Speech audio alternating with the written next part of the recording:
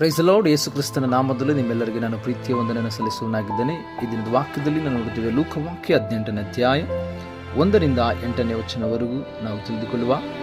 ಬೇಸರಗೊಳ್ಳದೆ ಯಾವಾಗಲೂ ಪ್ರಾರ್ಥನೆ ಮಾಡುತ್ತಿರಬೇಕೆಂಬುದಕ್ಕೆ ಆತನು ಅವರಿಗೆ ಒಂದು ಸಾಮ್ಯವನ್ನು ಹೇಳಿದನು. ಅದೇನೆಂದರೆ, ಒಂದನೊಂದು ಊರಿನಲ್ಲಿ ಒಬ್ಬ ನ್ಯಾಯಾಧಿಪತಿ ಇದ್ದನು.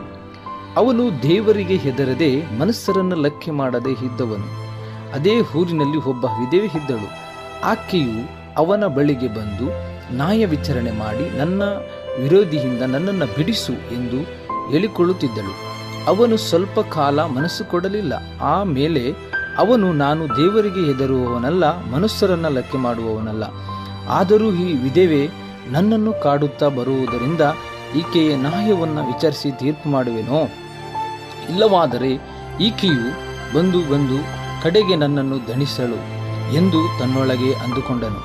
ಸ್ವಾಮಿ, ಈ ಸಾಮ್ಯವು ಹೇಳಿದ ಮೇಲೆ ಅನ್ಯಾಯಗಾರನಾದ ಈ ನ್ಯಾಯಾಧಿಪತಿ ಅಂದುಕೊಂಡದನ್ನು ಆಲೋಚಿಸಿಕೊಳ್ಳಿರಿ.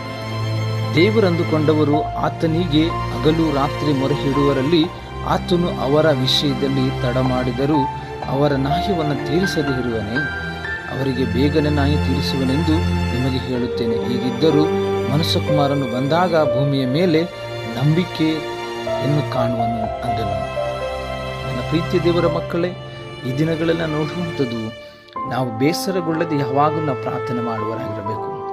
ದೇವರು ನಮಗೆ ಖಂಡಿತವಾಗಿಯೂ ನಮ್ಮ ಪ್ರಾರ್ಥನೆಗೆ ಉತ್ತರವನ್ನು ಕೊಟ್ಟೇ ಕೊಡುವನಾಗಿದ್ದಾನೆ. ನಂಬಿಗಸ್ತರಾಗಿದ್ದು ನೀವು ಪ್ರಾರ್ಥಿಸಿರಿ, ದೇವರು ನಿಮ್ಮನ್ನು ಆಶೀರ್ವದಿಸಿ ಬಲಪಡಿಸಿ ನಡೆಸಿಕೊಂಡು ಹೋಗುವನಾಗಿದ್ದಾರೆ. ನನ್ನ ಪ್ರೀತಿಯುಳ್ಳ ದೇವರ ಮಕ್ಕಳೇ, ನಿರಾಶೆ ಆಗಬೇಡ್ರಿ, ನಂಬಿಗಸ್ತರಾಗಿದ್ದು ಪ್ರಾರ್ಥನೆ ಮಾಡಿರಿ. ದೇವರು ನಿಮ್ಮನ್ನು ಆಶೀರ್ವದಿಸಿ. God bless you.